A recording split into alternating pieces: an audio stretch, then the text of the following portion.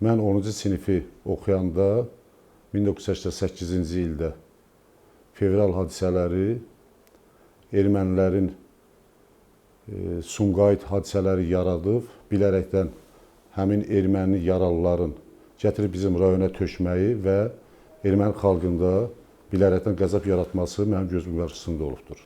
Mənim yaşadığım devirdə gördüyüm, şahidlik etdiyim, mənim onda az yaşım yox idi, 17 yaşım var idi.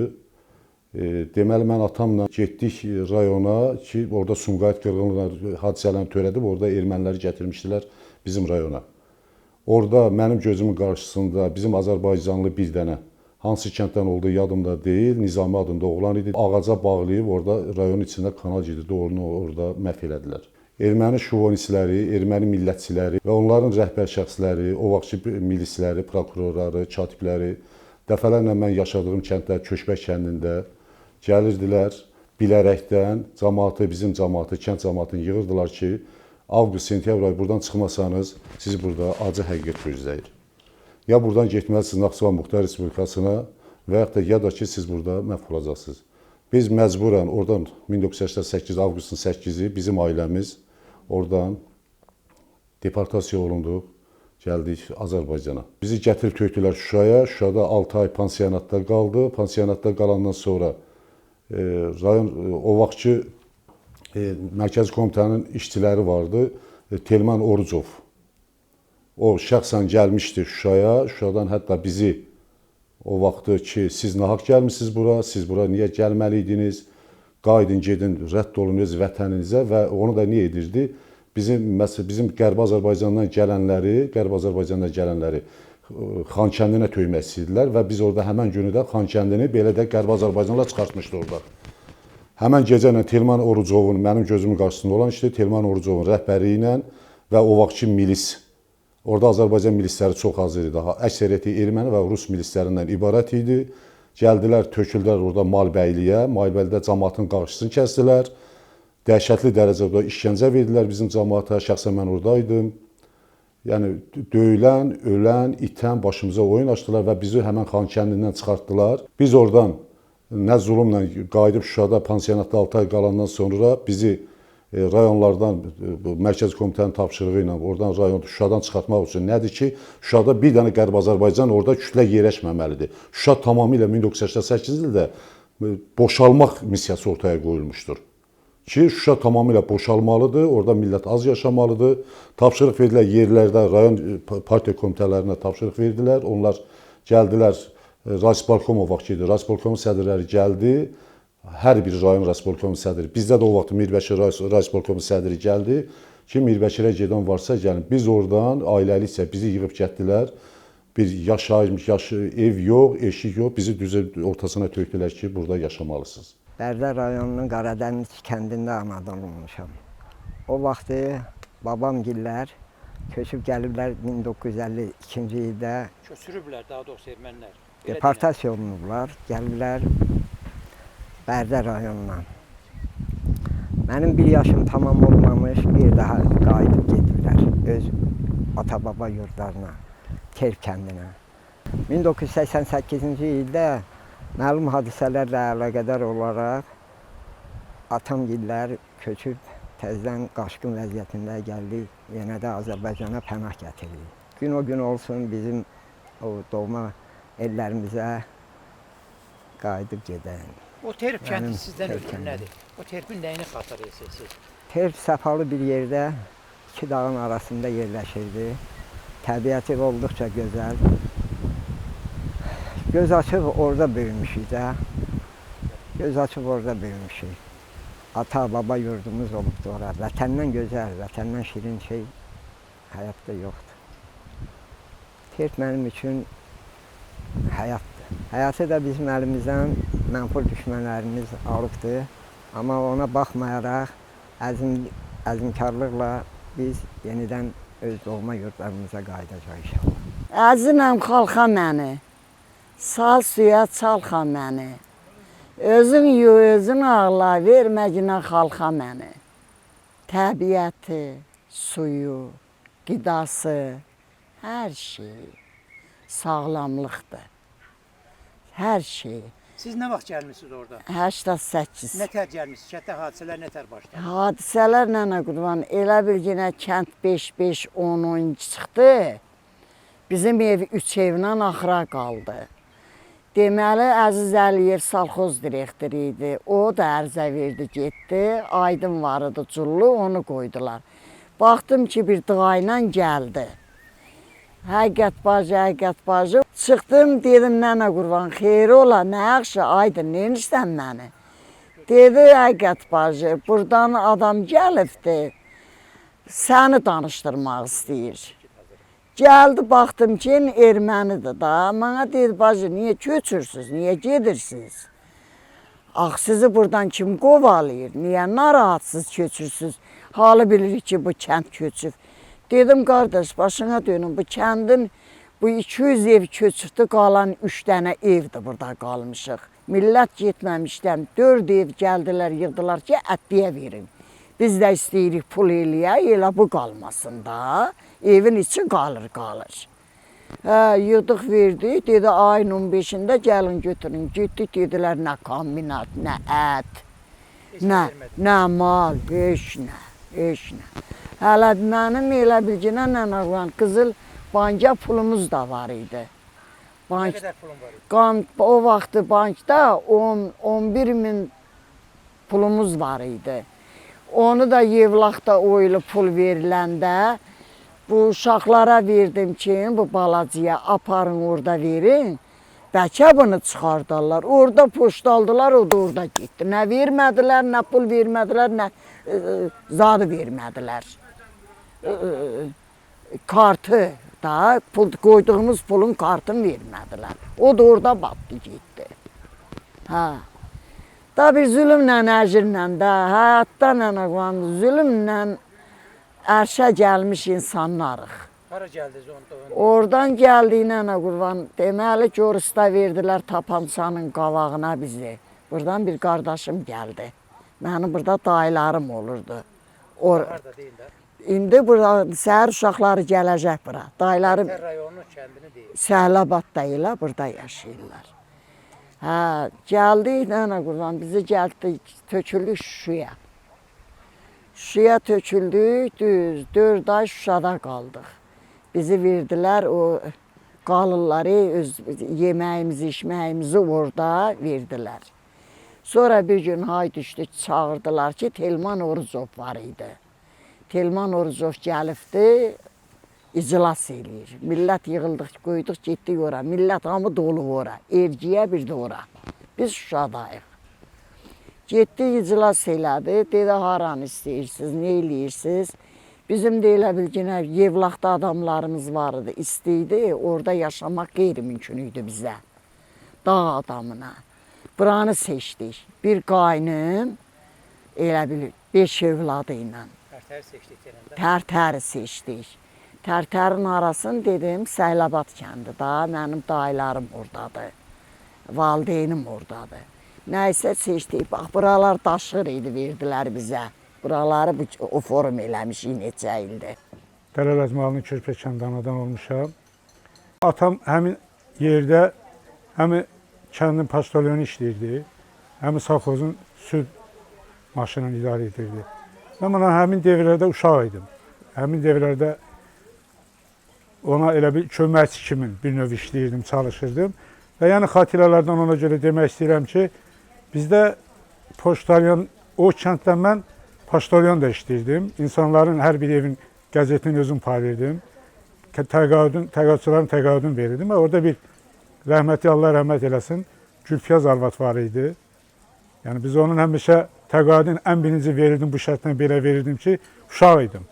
7-də 6-da oxuyan uşaq idim. Apar bunun təqaüdünü çatıranda o cibimi bəlkə bəzəli şokoladlarla doldurardı ki, ala bunu istifadə elə. Mən həmişə də həmin arvadın pensiyasını hamıdan tez aparıb elədim. Və 3 ay müddətinə heyvanla, quzu ilə məşğul olardı. Yaxşı yaylaqlarımız, oylaqlarımız var idi. Qəşəng sularımız var idi. Məsələn, orada var idi Məmməd Öylən oylaqlarımızdan, Hacı Fəhərət, Pənik deyilən bir yer var idi, Masxan bulağı var idi, Çıngıllı bulağı var idi. Təsəvvür edin ki, o Çıngıllı bulağında biz qardaşımla heyvan növbəsinə gedəndə Həmin heyvanlardan südün sağardıq, qoyardıq Çınqıllı bulağının suyunun üstünə.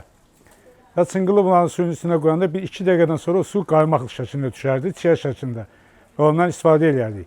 Yəni yaxşı meşələrimiz var idi. Toqqazlı meşəsi var idi, Topxana meşəsi var idi, yəni Ağ Yarğan var idi, divlər var idi. Yəni obalarımız çox idi. Yayda, qışda kənddə 6 ay, 7 ay, yayda yaylaqlarımız dolardı. Yəni köçürülən vaxt 88-ci ildə xatirimdədir, biz köçən devirdə, biz ermənilər köçürəndə mən evin pəncərəsini bağladım və işıqları yanılı qoydum. Anam dedi, işıqları niyə söndürmürsən? Və yadımdadır bugünkü gün kimin. Həmin pəncərənin də qarşısında bir dənə həmə köməci deyilən gül var idi. O gülə də su tökdüm və anama dedim ki, qayıdacaq da qoy işıqlar yanılı qalsın. Çölünü açmadım nəşə öyrətməşəm. Vətən diyarını qaytarın mənə. Dünyada bir dəfə yaşayır insan. Ömrün baharını qaytarın mənə. Münisi doğuldum saf məhəbbətin, eşqin, ədalətin, gözəl niyyətin, dili zəncirlənmiş qoca fitrətin, ölməz əşarını qaytarın mənə. Min xəzinəyə dəyişmərəm mən, sənin bir daşını ey əziz vətən, budur gülgünü də dilə gətirən, xalqımın varını qaytarın mənə, elimi, obamı qaytarın mənə.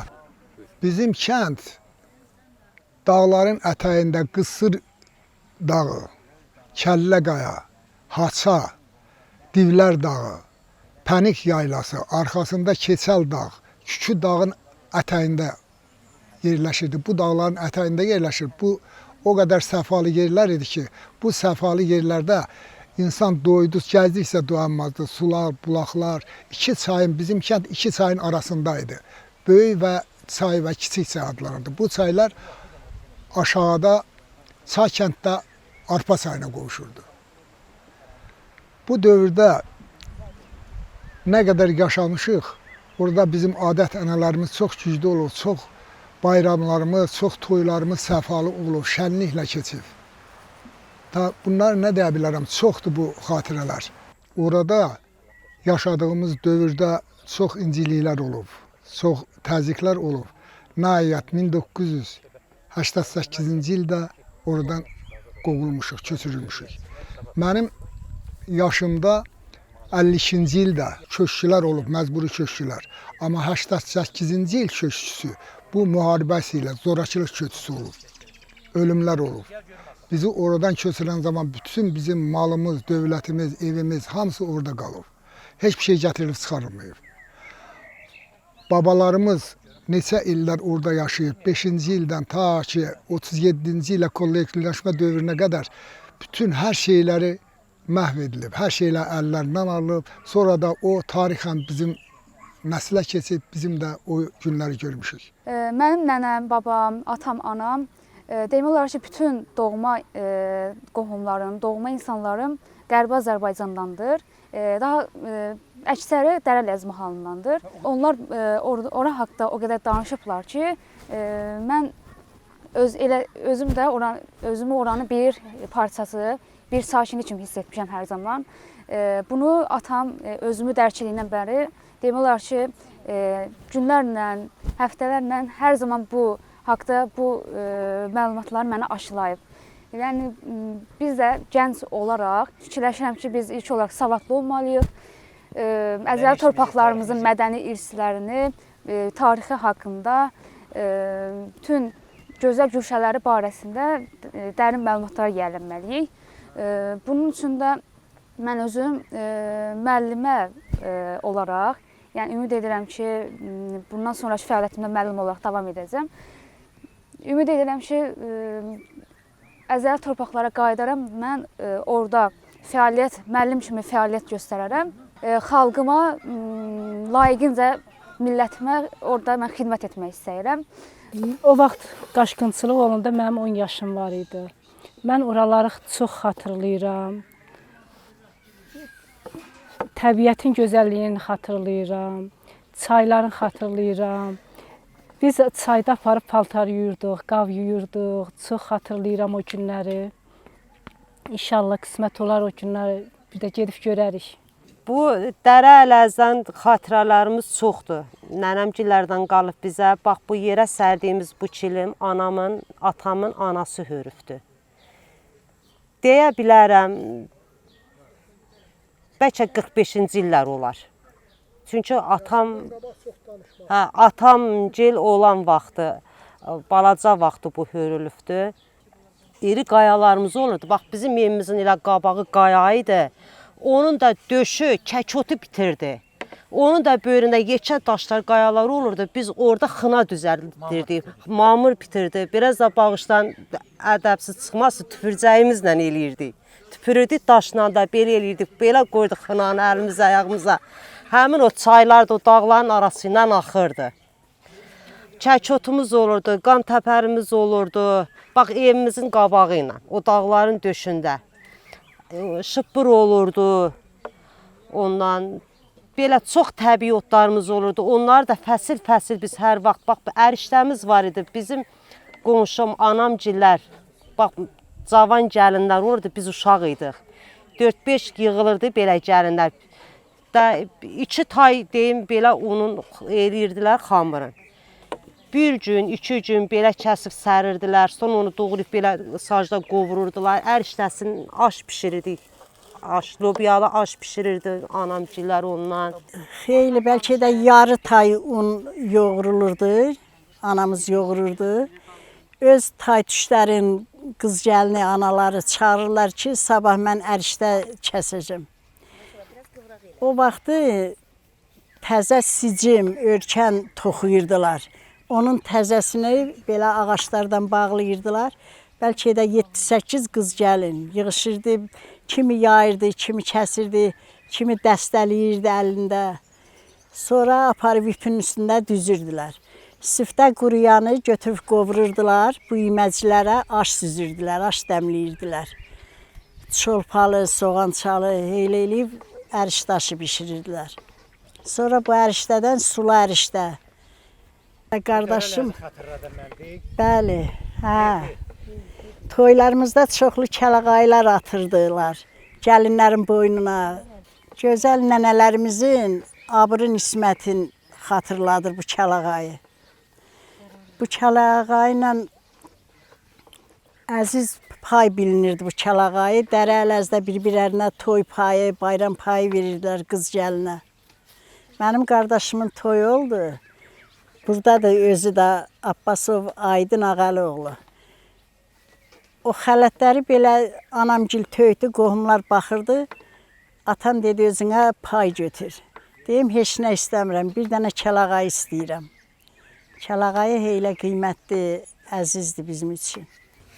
Biz də nə bilim, bu Dərə-Ələz nənə, baba, nənələrimizi eləyirik. Göy kətəsi bişiririk, qırpbuğum kətəsi. Bizim elə o dərənin cəmaatı, elə uzun ömürlü o dağların pencəri ilə, bulaqların suyu ilə elə uzun ömürlü olurdu. İndi biz də nə mümkündür o ənənəni eləyirik. Birdən də deyirəm ki, o yerlərə gedək, o yerləri ürəyimiz istəyir, keçmiş xatirələri ürəyimizdən keçir. Sonra deyirəm ki, oradan gələn anamız, atamız, qaynanam, qaynatam, şəhidlərimiz olub xeyli. Allah onlara rəhmət eləsin. Biz də istəyirik gedək, necə Qarabağımız inkişaf eləyir, prezidentimizin sayəsində gözəlləşib günü-gündən çiçəkləyir.